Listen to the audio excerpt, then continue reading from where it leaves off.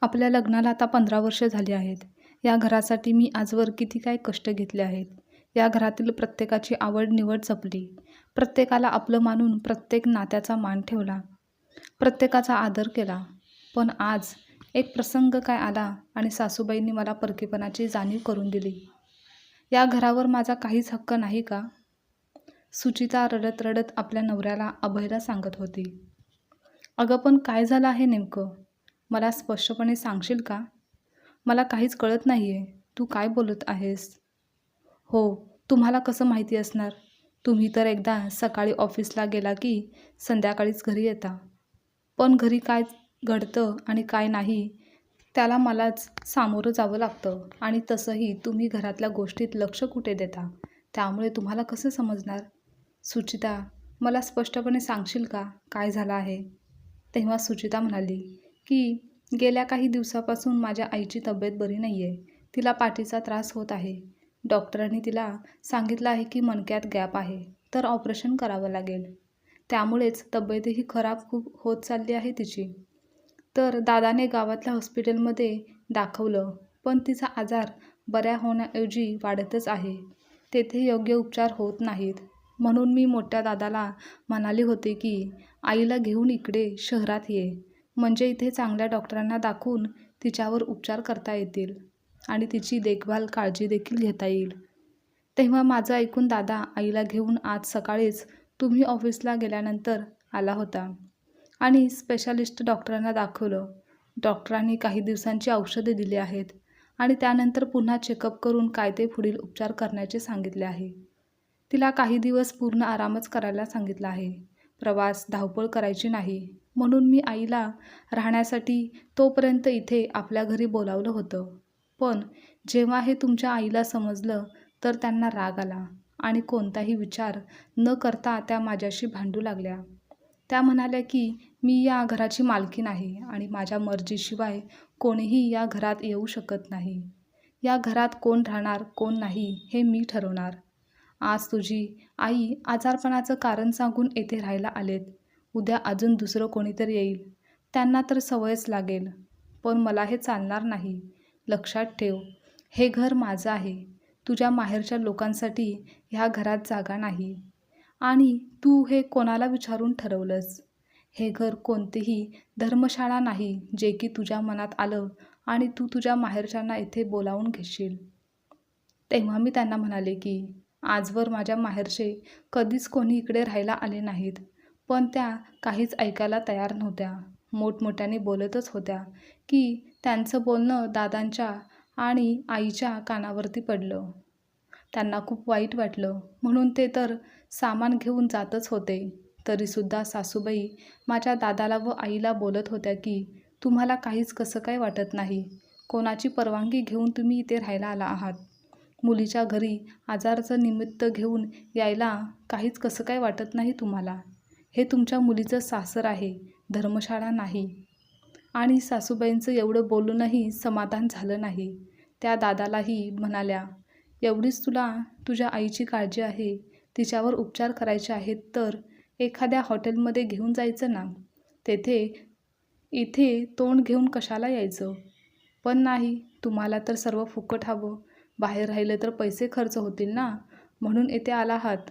पण हे घर माझं आहे. इथे सर्व माझ्या मर्जीने चालतं. सासूबाईंचं बोलणं ऐकून माझी आई शून्य झाली होती. आजवर तिने असे बोलणं कधीच कोणाकडून ऐकून घेतलं नव्हतं. एकतर तिची तब्येत ठीक नाही आहे, त्यामध्ये हा सर्व मानसिक त्रास विनाकारण तिला सहन करावा लागला. इतका अपमान झाल्यानंतर ते इथे कशाला थांबतील? दादा आईला घेऊन गेला.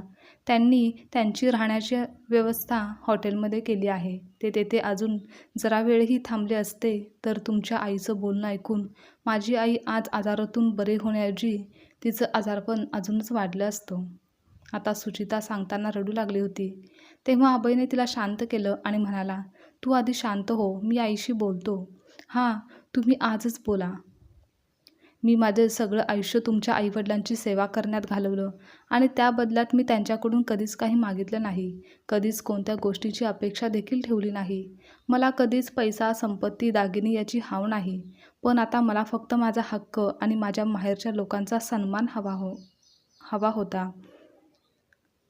पण तो मला कधीच मिळाला नाही. मी आजवर प्रत्येक गोष्टीकडे दुर्लक्ष केलं. पण तुम्ही आज मला हे स्पष्ट सांगा की हे घर फक्त सासूबाई आणि सासऱ्या यांचंच आहे का? आपला या घरावरती काहीच हक्क नाही का? आपल्या लग्नाला 15 वर्ष झाली आहेत. या घराला मी सांभाळत आहे. तरीही या घरावरती माझा काहीच हक्क नाही? जर असं असेल तर मग आपलं घर कोणतं आहे, ज्याला मी हक्काने माझं म्हणू शकते? आणि जर सुनांसाठी घराची सगळी जबाबदाऱ्या, कर्तव्य आणि कामं आहेत, तर मग घरावरती हक्क आणि अधिकार का नाही? एक सून घरातील छोटा निर्णय का घेऊ शकत नाही? ती आपल्या घरी कोणाला का बोलवू शकत नाही? मला या घरात परकेपणाची वागणूक का मिळते? का मी माझ्या नातेवाईकांना इथे बोलवू शकत नाही? जर असं असेल तर मला पण माझं घर हवं आहे, ज्याला मी हक्काने माझं म्हणू शकेल. आज माझी आई काही इथे हौसेने थोडीच आली होती. तिचा तर नाईलाज होता म्हणून तिला इथे यावं लागलं. ती तर आजपर्यंत कधीच येथे आपल्याकडे राहण्यासाठी आली नाही, कारण त्यांना पण सासूबाईंचा स्वभाव माहिती होता. पण आज तर माझ्या हट्टामुळे येथे आले होते ते, आणि माझ्या हट्टामुळे त्यांना एवढा अपमान सहन करावा लागला.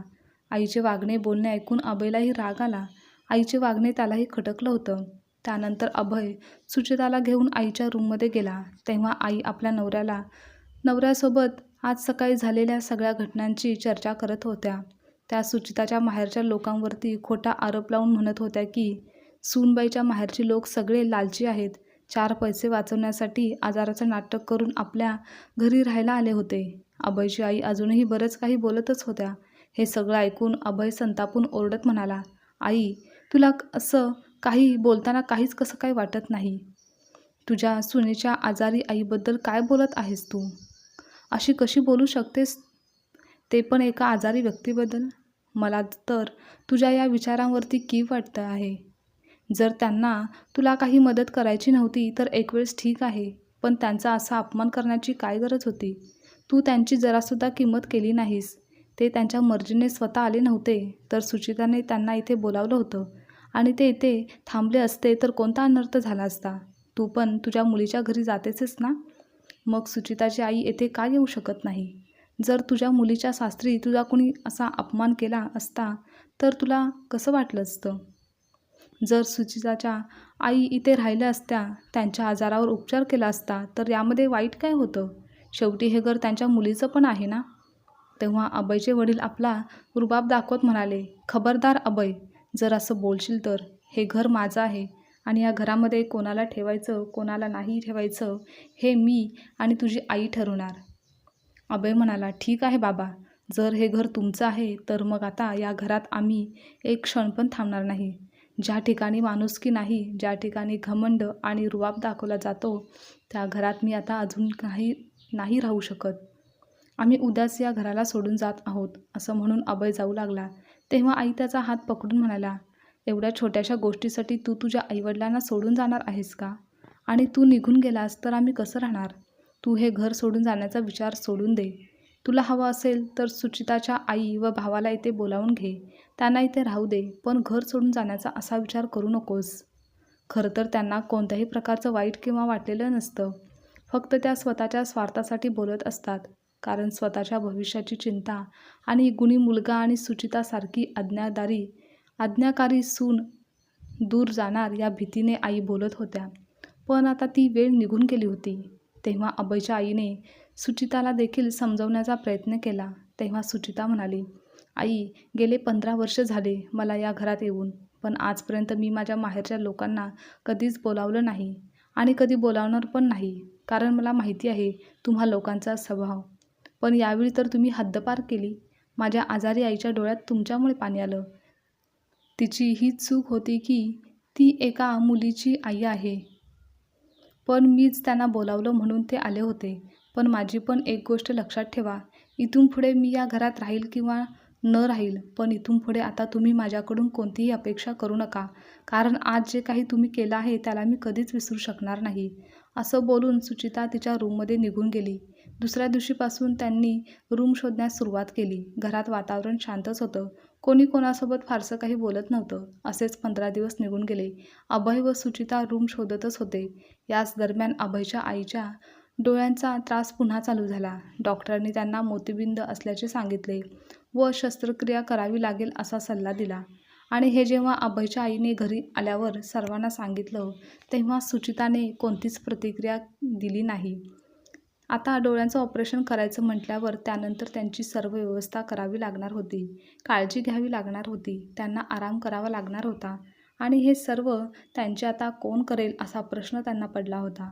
त्या सुनेकडे अपेक्षा करत होत्या की तिने सर्व करावं, पण गेल्या काही दिवसांपूर्वी जे काही घडलं त्यावरून सुनेने देखील फारसं लक्ष दिलं नाही. हे सर्व अभयच्या आईच्या लक्षात आलं, म्हणून आपल्या पतीसोबत बोलून त्यांनी लेकीकडे जाण्याचा व तिकडेच ऑपरेशन करण्याचा निर्णय घेतला. तेव्हा अभय व सुचितानेही त्यांना काही थांबवलं नाही आणि त्या 2-4 दिवसांनी लेकीकडे गेल्या. तेथे त्यांनी त्यांचे डोळ्याचे ऑपरेशन केले. मुलगी प्रमिला आईची काळजी घेत होती, काय हवं नको ते पाहत होती. सुरुवातीचे 8-10 दिवस चांगले गेले, पण त्यानंतर सुनेची आई येथे राहत आहे हे काही प्रमिलाच्या सासूला खटकायला लागलं. तिला आवडत नव्हतं. त्यांना आता त्यांचं राहणं आवडेनासं झालं आणि प्रमिला सतत आपल्या आईच्या मागेपुढे करत आहे हे काही त्यांना पटेना. म्हणून प्रमिलाची सासू आता बोलून दाखवू लागली होती. त्या प्रमिलालाही बडबड करू लागल्या होत्या. एके दिवशी तर त्या रागातच मोठ्याने प्रमिलासोबत बोलत होत्या की अजून किती दिवस तुझी आई इथे राहणार आहे? आता तर ऑपरेशन होऊन 10 दिवस झाले आहेत, तर त्यांना कळायला हवं की लेकीच्या घरी किती दिवस राहायचं आणि किती दिवस नाही. आणि तूही त्यांच्या सेवेत लगेच तत्पर हजर असतेस. तुला बाकीची काही कामं नाहीत का? या घरात आम्ही पण राहतो, तर आमच्याकडे कधी लक्ष देणार? प्रमिला खाली मान घालून ऐकून घेत होती. ती बोलणार होती, पण घरात अजून वाद होतील आणि आईला वाईट वाटेल म्हणून गप्प राहिली. पण शेवटी प्रमिलाच्या आईने सर्व बोलणं ऐकलेलं होतं. प्रमिलाच्या सासूचं बोलणं ऐकून प्रमिलाच्या आईला काही दिवसांपूर्वी सुचिता व तिच्या आई भावासोबत वागलेलं आठवलं. जे काही तेव्हा त्यांना बोललेलं ते आठवून आज त्यांना ते शब्द, ते बोलणे मनाला लागले.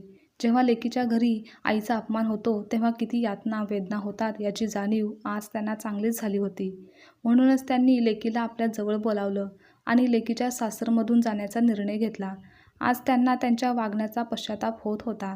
ही वेळच असते जी प्रत्येक गोष्टीचा बरोबर हिशोब ठेवत असते, हेच खरं आहे. त्यानंतर त्या आपल्या घरी आल्या तेव्हा सुचिता व अभय व त्यांची मुले आपल्या सर्व सामानाची पॅकिंग करत होते. त्यांना बाहेर राहण्यासाठी रूम मिळाली होती. जेव्हा अभयची आई घरी आली त्यांनी अभय व सुचिताची माफी मागितली व आपल्याकडून पुन्हा असं काही घडणार नाही याचे आश्वासन दिले. शेवटी जेव्हा स्वतःवर वेळ आल्यानंतरच सुनेची किंमत त्यांना समजली होती आणि सुनेच्या माहेरातील लोकांची कदर लक्षात आली होती. म्हणूनच प्रत्येकाने आपली मर्यादा ठेवून वागायला हवं, तरच कुटुंब टिकून राहतं. अभय व सुचितानेही समंजसपणा दाखवत व आईची आत्ता तब्येत लक्षात घेऊन त्यांना माफ केलं व तिथेच ते राहू लागले. आजची कथा तुम्हाला आवडल्यास लाईक, शेअर, कमेंट करा आणि चॅनलवर नवीन असाल तर चॅनलला सबस्क्राईबसुद्धा नक्की करा.